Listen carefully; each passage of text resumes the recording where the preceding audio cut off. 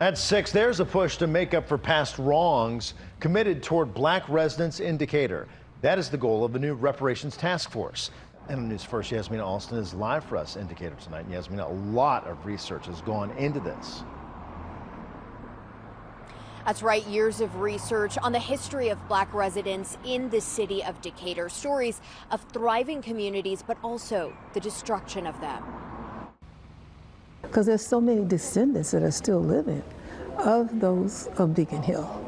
So the task force has a job to do. A job that will take time and a lot of research, but is worth it for Dr. Nobantu Ankoanda.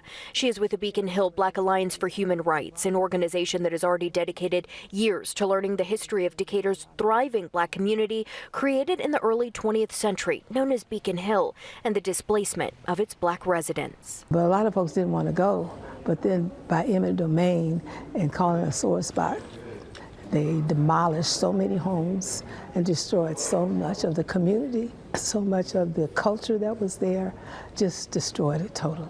Now the Beacon Hill Black Alliance will take their work to the city of Decatur and do even more. City leaders approved a resolution to create a reparations task force to document the city's role in injustices against black residents. This task force will include the community, interviews with descendants of those impacted, researching records of black land and property loss, and acknowledgement of what happened. It's more than a check. And that's what we have to get our folks, because, you know, a few years back, everybody's waiting for this reparations check. No.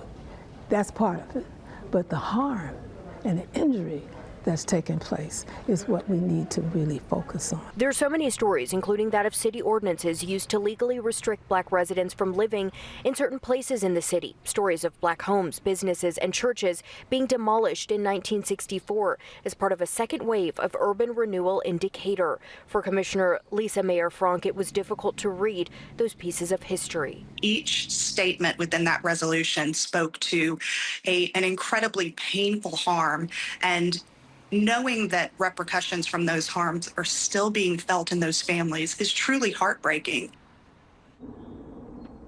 And the next steps are to appoint the task force members, which will be done within the next 60 days. Live in Decatur, Yasmina Alston, Atlanta News First.